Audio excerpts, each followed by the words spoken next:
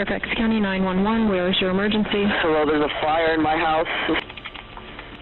Road. What's on fire? The kitchen, something in the kitchen, and the whole kitchen's on fire right now. Okay, can you safely get out of the house? Yes, I can. All right, just stay outside and we'll have help to you. What's your name?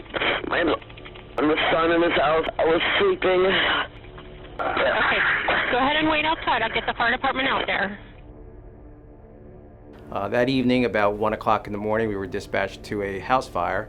It was a very cold evening. It was probably somewhere about 10 to 14 degrees. I was called in by a child, a male. Usually if a call comes out at that time, it's usually a working fire, so we got dressed pretty quickly and head out the door. Our MCT, the computer, sat there and told all the units that were en route to the fire that everybody was out of the house. There's one person who's standing in the driveway. He comes down, meets us, tells us no one's in the house, and he's there by himself, and he thinks the fire's in the kitchen. And after all the units got on scene, they pulled a hose line. They started masking up to extinguish the fire.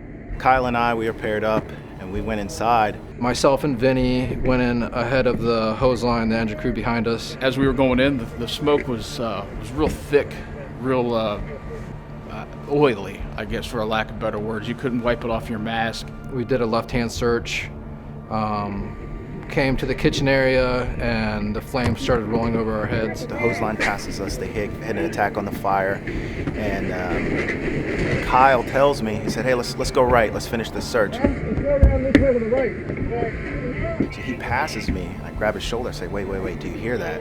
And that's when you could hear her cry out for help. Hold up. Right here. What's up? And as soon as I finish saying that, you can hear her knocking on the door. Help me, somebody help me. Hello?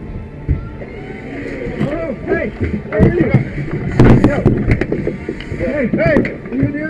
There was no smoke in the room. It was completely clear. She just kind of jumped up into my arms. Come on. So he grabs her, and I instantly went into, let's make a way. So I pushed things out of the way, pushed people out of the way if needed so we could get her out. I'm just talking, make sure everything's all right, checking around, and next thing I know, here comes a child being carried out right in front of me, screaming. And I'm going, what just happened here? There was a lot of chaos going on, and when we heard the radio traffic that they had found somebody inside, I think everybody kind of expected the worst from the conditions, the smoke and the heat. I noticed that there was no soot on her. She didn't have any signs of smoke inhalation or anything like that. She was just completely clean due to the closed door.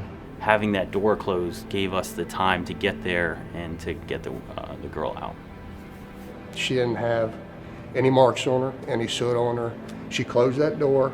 It's more than proof to me that it works.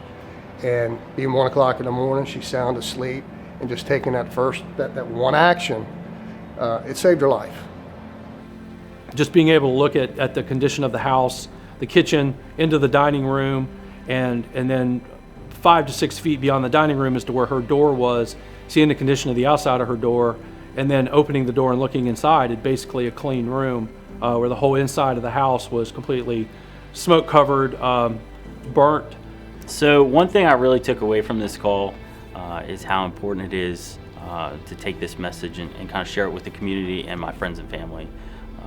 Not only close before you doze, but to have working smoke alarms inside and outside of every sleeping area on every floor of the home, to practice your exit plan, and to try and get out of the house. But then if you can't get out of the house, close your door and give us that time for the fire department to get there to help you.